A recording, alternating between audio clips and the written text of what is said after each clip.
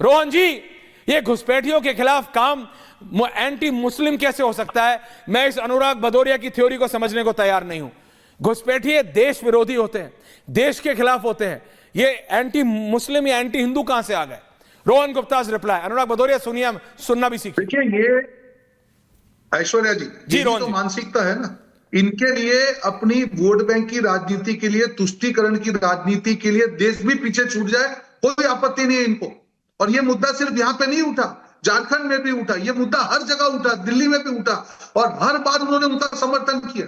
इंडी गठबंधन के एक इनके साथी पक्ष आम आदमी पार्टी के एमएलए ये पाए गए, उसको नोटिफाई करते हुए। जो घुसपैठिए हैं उनको सर्टिफिकेट दिया इन्होंने, उनका वोटर कार्ड और बनाने के लिए। इससे ज्यादा बड़ी चीज क्या हो सकती है? ये मानसिकता है ऐश्वर्या जी, सुनिए बात को, मैं सीरियस बात कर रहा हूं। इनकी मानसिकता देश के खिलाफ इतनी ज्यादा खतरनाक है कि कुछ भी हो देश का, भले इलीगल घुसपैठी हो, अगर उनकी वोट बैंक है तो वो उनके साथ में खड़े रहेंगे, नंबर 1। दूसरा, उनको लगता है कि हर चीज में मुस्लिमों की बात करके देश में जो मुस्लिम भाई बहन है उनको जो है उनकी सिंपैथी ले लेंगे। अरे भैया, बुरा हाल हो गया दिल्ली में, दुकान बंद हो गई तुम्हारी, करीब 12% मुस्लिम ने भाजपा के लिए वोट किया, वो भी समझते हैं उनके लिए क्या ठीक है। जब आयुष्मान भारत में 30% बेनिफिशियरी मुस्लिम होते हैं, जब मुस्लिमों की आबादी 17-18% है, तब आपका कहां जाता है? तब आप क्यों कुछ नहीं बोलते हैं? आपकी मानसिकता के खिलाफ पूरा देश खड़ा हो गया है। और ये इंडी गठबंधन है, उसके परखच्चे इसीलिए उड़ गए, ये सिर्फ आपकी वोटों की राजनीति के लिए था, ये देश के लिए नहीं था। और आज भी ये खतरनाक राजनीति में पूरा देश अगेंस्ट में, कोई भी घुसपैठिया हो वो देश का नागरिक नहीं हो सकता। घुसपैठियों को आप मुसलमान क्यों बता रहे हैं? अनुराग भदौरिया, मैं आपसे, मेरा ऑब्जेक्शन है आपकी बात पे। भारत सरकार घुसपैठियों के खिलाफ काम कर रही है, आप उनको मजहब में क्यों बांट रहे हैं? आप क्यों ये बोल रहे हैं कि सिर्फ मुसलमान ही घुसपैठी हैं? अनुराग भदौरिया, क्यों? तो ले लो, जवाब दीजिए। विधानसभा में भी आपकी पार्टी ने जवाब नहीं दिया, और यहां भी आप जवाब नहीं देंगे, दुनिया भर की जलेबी बनाएंगे। जवाब दो तो मैं लूंगा। स्वामी जी, आ रहा हूं, 1 मिनट और। आप मुझे 2 मिनट दे दो, हम 2.5 मिनट दूंगा, लेकिन पॉइंट पे बोलिए। जाते हैं, हाँ पॉइंट पे बोलूंगा, लेकिन 2 मिनट दीजिएगा। 1 मिनट में अपनी बात कहूंगा, 1 मिनट आपका जवाब दूंगा। देखिए, सवाल यह है कि मेरा सीधा सा सवाल है कि अमेरिकन ने हमारे हिंदुस्तानियों को बेड़ियां हथकड़ियां डाल के भेजा, मेरा खून खोला। भारतीय जनता पार्टी के प्रवक्ता सरकार में ये उनका विरोध नहीं कर पा रहे हैं अमेरिका का, इनको विरोध करना चाहिए, क्योंकि अपमान हिंदुस्तानियों का हुआ है। एक बात कि उनके लिए इलीगल हो सकते हैं, अमेरिका के लिए, मेरे लिए लीगल थे। हमसे कहते हम जहाज भेजते, हिंदुस्तान जहाज आपके लिए वापस ले आते, आपके लिए लीगल। अच्छा, पे आ जाओ। नहीं, फिर रोक रहा हूं। और ऑडियो डाउन करो, इसलिए डाउन करो क्योंकि आपको समझ नहीं आता। अनुराग दादा, कैसे लीगल थे आपके लिए जब आपके देश से इलीगली भेजे जा रहे थे?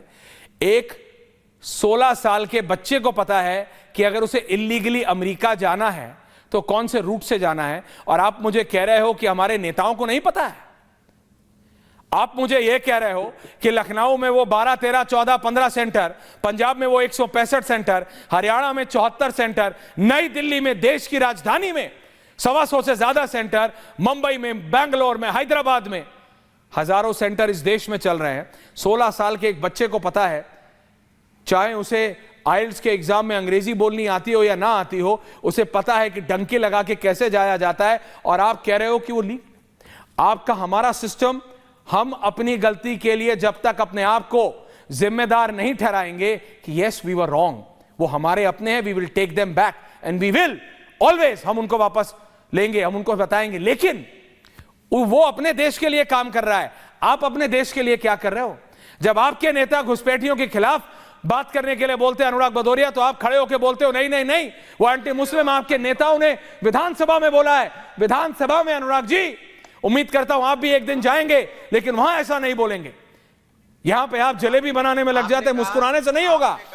सुनो, क्या सुनूं? मैंने मान ली, चलिए आपकी बात मैंने मान ली कि लीगल सेंटर चल रहे थे, तो मेरी बात मत मानो, मुझे ये बताओ, भारत में घुसपैठियों को मुसलमान क्यों बता रहे हो आप?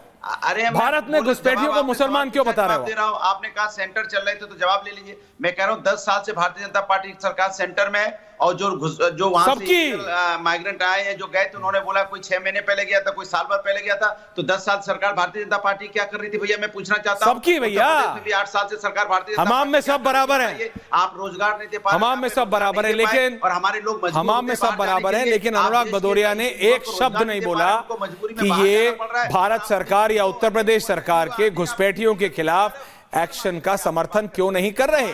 जिसको आप रोजगार इनको अमेरिका से वापस आ रहे हो की चिंता है, दोषी ठहरा रहे हो। अपने नागरिकों की यहां जो रह रहे मेहनत उनकी चिंता नहीं है। क्यों आप मुसलमान भाइयों को या बहनों को घुसपैठी आप बता रहे हैं? मैं तो उन्हें घुसपैठी बता रहा हूं। जैसे मैं आतंकवादी को आतंकवादी बताता था, आतंकवादी का धर्म नहीं होता। स्वामी दीपांकर जी, सरवर जी, आचार्य विक्रमादित्य जी, मैं आ रहा हूं सबके पास, आचार्य विक्रमादित्य के पास आ रहा हूं, उसके बाद स्वामी जी आपके पास आ रहा हूं, बहुत टाइम है। आचार्य जी एंड सरवर साहब। देखिए ऐश्वर्या जी, आपको मुलायम सिंह साहब का एक बयान याद होगा, पार्लियामेंट में उन्होंने कहा था कि पाकिस्तान से लोग जो है हमारे भाई हैं, पाकिस्तान के लोग हमारे भाई हैं और उनको लेके कभी भारत में आना चाहे तो उनको कोई दिक्कत नहीं थी, कोई आपत्ति नहीं थी, क्योंकि उनको पता है इनकी राजनीति उस पर चलती है, क्योंकि ये मुसलमान नहीं देख रहे, ये देख रहे हैं वोट बैंक। इनको ये किसी प्रकार है ना केवल सत्ता चाहिए, और इनको पता है सत्ता इनको घुसपैठी दे सकते हैं, और घुसपैठियों की ये हमदर्द बने बैठे हैं, लगातार घुसपैठियों की हिमायत करते हैं। अरे भैया, अमेरिका में जो लोग थे वो घुसपैठिए थे, अमेरिका ने बाहर निकाला, और जो आप भेजते हो ना 40-40 लाख रुपए में, आप जैसे नेता तथाकथित तौर पर यही कार्य करते आए, जो जिस प्रकार से उनको भेजते हैं वहां पर और उनको फंसवाते हैं, ये जो तथाकथित तौर पर पास करने की बात करते हैं। और आपने तथा हमेशा इस देश के अंदर तुष्टीकरण केवल इसीलिए किया क्योंकि आपको पता है कि ये वोट बैंक आपका बंधा हुआ है। कांग्रेस ने अपनी राजनीति इसीलिए करी, इंदिरा गांधी को पहले दिन पता था कि जो उस वक्त 2 करोड़ आदमी बांग्लादेश से आ रहे हैं वो कभी नहीं जाएंगे, और वो उनको राजनीतिक संरक्षण देने के लिए ये कार्य किया गया, क्योंकि उनको वोट बैंक साधना था। कांग्रेस को 1947 में पता था कि पाकिस्तानियों को, मुसलमानों को इस देश में रखेंगे तभी सत्ता करेंगे, और इन्होंने ये फॉर्मूला कांग्रेस से सीख कर ही यहाँ रखा है, क्योंकि इनको सत्ता चाहिए, सत्ता की भूख है, देश की सुरक्षा नहीं है, देश की सुरक्षा नहीं चाहते, इसीलिए ये मानसिकता वहां कर रहे। और मुलायम सिंह जी ने 2013 में ये बात पार्लियामेंट के फ्लोर पे बोल दी। देखो, जिसने जब जो बोला है, आचार्य जी का ऑडियो ठीक कराओ, जिसने जब जो बोला है, अनुराग भदौरिया का ऑडियो आप करिए, मैं फिर सुन लूंगा इनका 10 सेकंड, लेकिन इनकी चक्कर गिननी वही रहेगी। मैं सरवर साहब के पास आने के बाद एक बार रहेगी, क्योंकि हिंदुस्तानियों का अपमान हुआ। अनुराग जी, क्यों नहीं रहेगी? हिंदुस्तान अनुराग जी, बात है ना, हमारे राष्ट्र की बात, अनुराग जी बात है, इनकी तरह राजनीति थोड़ी करना चाहते हैं। मेरे को ये बताओ, सम्मान की बात है, सम्मान घुसपैठियों को मुसलमान क्यों बताते हो? धड़ से अलग हो जाए, घुसपैठियों को मुसलमान क्यों बताते हो आप और आपकी पार्टी? सम्मान की बात, अनुराग भदौरिया, घुसपैठियों को मुसलमान क्यों बताते हो आप? लोगों को हथकड़ियां, घुसपैठिया होता है, घुसपैठिए को धर्म में क्यों बांटते हो? घुसपैठिए को धर्म से चिन्हित क्यों करते हो? घुसपैठियों को मुसलमान क्यों बनाते हो? और फिर बोलते हो कि अमित शाह एंटी मुस्लिम है, योगी आदित्यनाथ एंटी मुस्लिम है। ऐसा क्यों करते हो? ऐसी राजनीति करने से कोई फायदा नहीं होगा। ऐसी राजनीति करने से राष्ट्र का फायदा होगा। ये वैसा ही फायदा होगा अनुराग भदौरिया, जैसे आपने वो सो कॉल्ड इंडिया अलायंस बना के उसे इंडिया बोला और बोला कि ऐश्वर्या यूं हम चुन लेंगे। कहां गया वो अलायंस और कहां गए उसके नेता, पता लग गया।